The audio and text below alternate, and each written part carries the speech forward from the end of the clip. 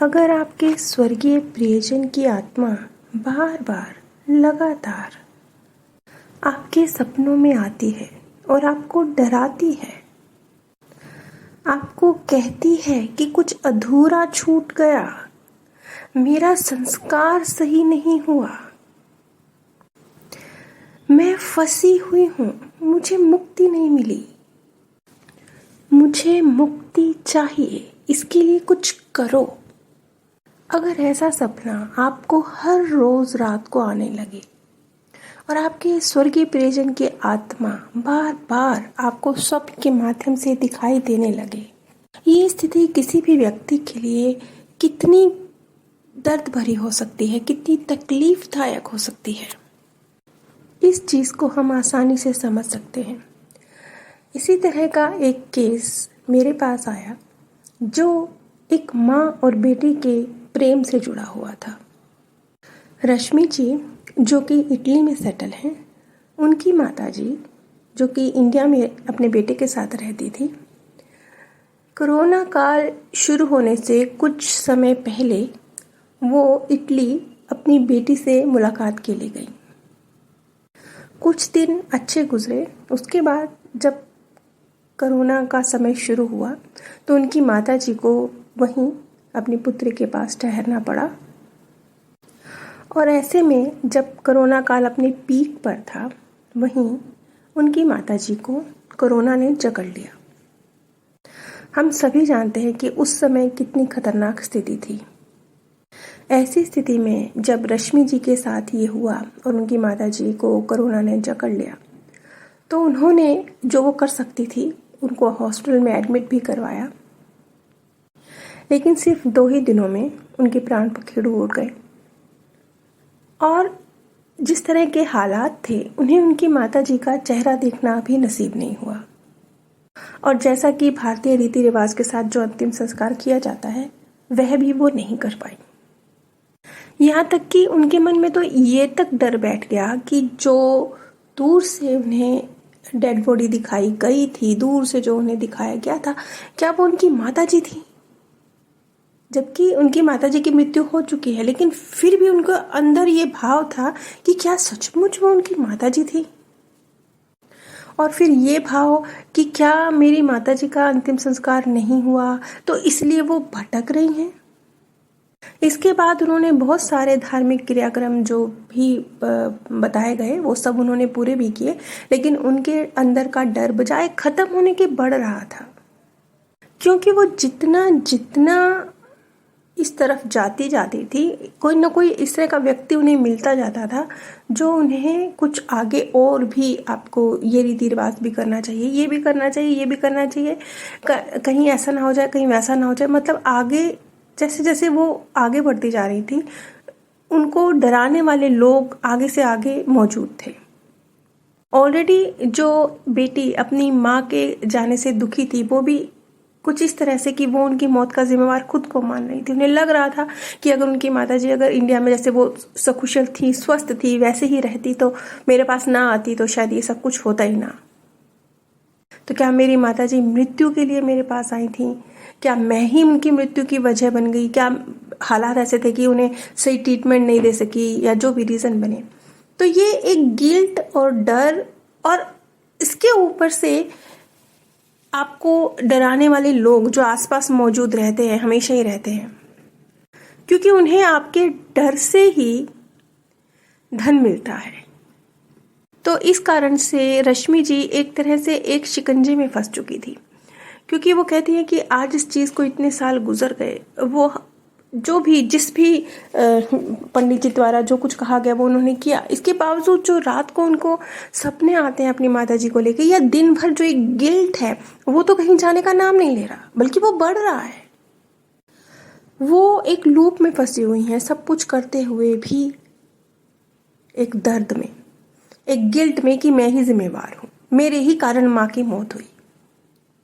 जब रश्मि जी मेरे पास आई तो मैंने उन्हें बहुत डिटेल में इन चीज़ों को एक्सप्लेन किया कि किस तरीके से जो हम रिचुअल करते हैं, ये कार्य करते हैं या कहाँ तक कार्य करते हैं, कहाँ पर कार्य नहीं करते हैं और किस तरीके से आप आगे कर सकते हैं।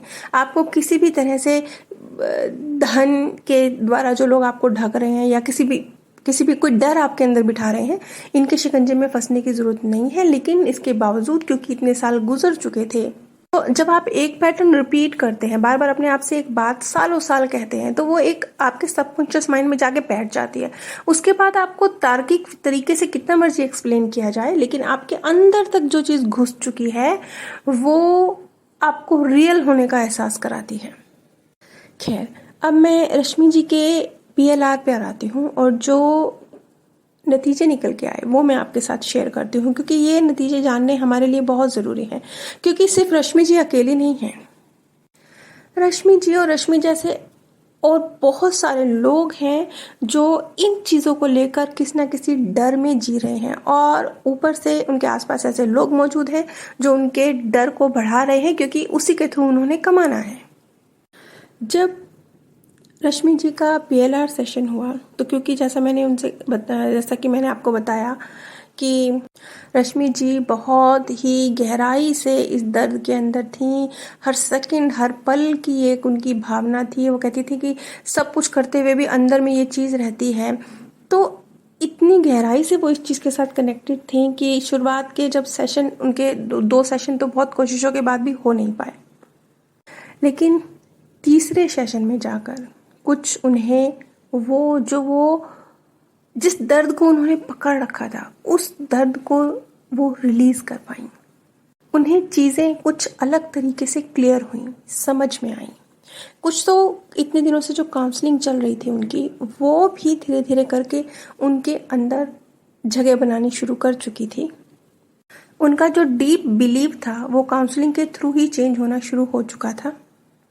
लेकिन अब इस डीप बिलीव से आगे बढ़कर जो उनका एक्सपीरियंस है वो मैं आप सभी के साथ शेयर कर रही हूँ। जैसे कि पहले मैंने आपको बताया कि वो हर रोज़ रात को एक सपना देखती थी कि मम्मी दुखी हैं, कि वो फंसी हुई हैं, उन्हें मुक्ति नहीं मिली है। वो एक दर्द हर रोज़ कंटिन्यूसली चलता था उनके अंदर। लेकिन PLR में जो निकल के आया वो इसके बिल्कुल विपरीत था। वो कहती हैं, मेरी माँ एक निहायत ही प्यारी सी, बहुत बहुत ममता से भरी ऊर्जा के रूप में मुझे महसूस हो रही हैं। मुझे ऐसा लग रहा है मानो मैं अपनी माँ के नहीं, किसी देवी के गले लग रही हूँ। मैंने भगवान के बारे में सुना है, पढ़ा है, लेकिन जब मैं अपनी माँ को छू रही हूँ, उनका हाथ अपने हाथों से महसूस कर रही हूँ, तो ऐसा लग रहा है कि वो भगवान जिन्हें मैंने पढ़ा था, सुना था, उनका हाथ मैंने थामा हुआ है। मैं इतने सारे सवाल जो उनसे कहना चाहती थी, जो उनसे पूछना चाहती थी, वो सब खत्म हो चुके थे, क्योंकि स्पष्ट था, अब कुछ जानना बाकी नहीं था। उनकी माताजी का उनके लिए टेलीपैथिक मैसेज था, तुम्हारे ध्यान और तुम्हारी प्रार्थनाओं और तुम्हारे मेरे प्रति प्रेम के कारण ही आज मैं मुक्त हूँ। मैं हर पल तुम्हें देखती हूँ, हर पल तुम्हारे साथ हूँ। तुम्ही ने कभी मुझ तक पहुँचने की कोशिश नहीं करी। मैं मृत्यु के पहले क्षण से ही आज़ाद हूँ। मेरी मृत्यु अपने समय पर सभी कार्य पूर्ण करने के बाद बहुत शांत अवस्था में हुई है, और मेरी मृत्यु के लिए तुम लेश मात्र भी जिम्मेवार नहीं हो। ये वो टेलीपैथिक मैसेज थे जो रश्मि जी PLR के दौरान रिसीव कर पा रही थी।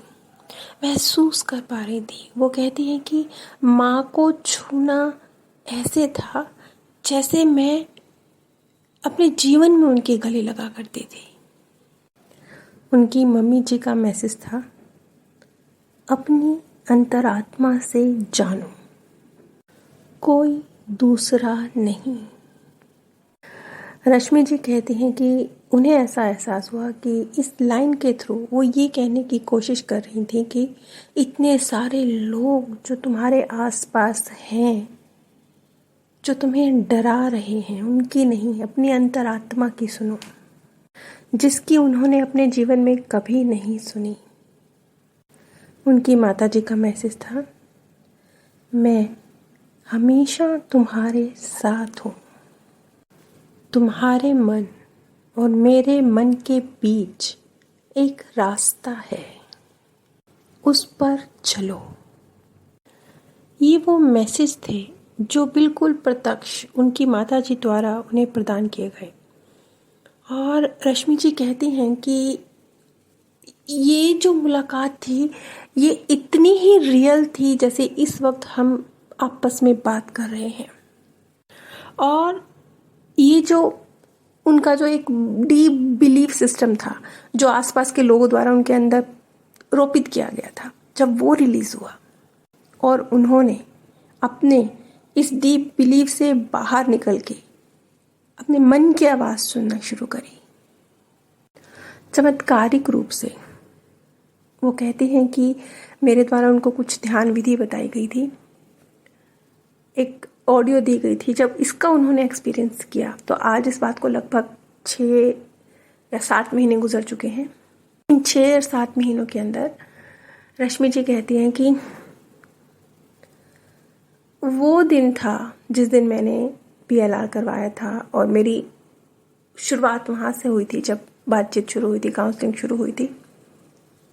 और आज का दिन है, वो जो ऊर्जा रिलीज हुई नेगेटिव बिलीफ्स की, उस दिन के बाद से लेकर आज तक, आज भी मैं अपनी मम्मी को महसूस करती हूँ, उन्हें सुनती हूँ। हर रोज़ रात को जैसे हमारा कम्युनिकेशन होता है, लेकिन उसमें लेश मात्र भी डर, गिल्ट, गुस्सा, नफरत नहीं होता। क्योंकि अब जो मेरी मम्मा से मुझे मैसेज मिला कि मन की सुनो, मैं वो सुनती हूँ। एक पुल जो उन्होंने कहा था कि एक रास्ता खुला है तुम्हारे मन से मेरे मन का, वो सचमुच खुल चुका है। और अब मुझे ऐसा लगता है जैसे मैं अपनी माँ से दूर ही नहीं हूँ। हर रोज़ तो मैं उनके साथ होती हूँ, बल्कि तब दूर थी जब वो जीवित थी, तब तो फिर भी दुनियावी दूरी थी, अब तो वो भी नहीं है। रश्मि जी की जो ये स्टोरी है, उससे आप लोग, हम सब लोग एक चीज़ समझ सकते हैं, सीख सकते हैं कि आजकल अगर इंसान नहीं है तो और बहुत कुछ है। सोशल मीडिया है जो आपके अंदर किसी न किसी तरीके के डर या नेगेटिव बिलीव्स को रोपित करता है। तरीके बहुत सारे हैं, इसलिए बहुत सोच समझकर किसी वीडियो पर क्लिक कीजिए, क्योंकि किसी व्यक्ति के संपर्क में आना और किसी वीडियो के थ्रू किसी व्यक्ति को सुनना, बात एक ही है। आप दोनों ही तरीकों से किसी के विचारों को अपने अंदर जगह दे रहे हैं। इस वक्त अगर आप ये वीडियो सुन रहे हैं तो आप मुझसे बात ही कर रहे हैं, चाहे सिर्फ मैं बोल रही हूँ, लेकिन आप बात ही कर रहे हैं। इसलिए आप किसी नेगेटिव इंसान से बात नहीं करना चाहेंगे ना। कोई इंसान आपको डांट रहा हो, मार रहा हो, गालियां दे रहा हो, क्या आप उसके साथ बात करना चाहेंगे? तो जब आप इतनी समझ रखते हैं कि कोई इंसान जो आपको गालियां निकालता है, आपको डराता है, डांटता है, उससे बात नहीं करनी, तो फिर आप सोशल मीडिया पर उन लोगों से बात क्यों करते हैं जो आपको डरा रहे हैं? जब ये चीज़ें रश्मि जी को क्लियर हुई, उसके बाद वो कहती हैं कि जीवन में वो नेगेटिव बिलीव का रिलीज होना इतना हल्कापन लेके आया है कि जैसे मेरे सिर से 100 किलो का बोझ उतरा हो। मुझे ये लगने लगा है कि मेरी माँ की मृत्यु के बाद से जो आज तक के जो साल मैंने नहीं जिए थे, अब जिंदगी शुरू हुई है। वो साल बीच में एग्जिस्ट ही नहीं करते हैं, जिंदगी तो अब शुरू हुई है। रश्मि जी की इस स्टोरी में हमारे लिए बहुत कुछ है जिससे हम समझ सकते हैं और अपनी लाइफ में बहुत पॉजिटिव परिवर्तन ला सकते हैं। आप सभी पर परमात्म सौंदर्य, प्रेम और आनंद सदैव बरसता रहे।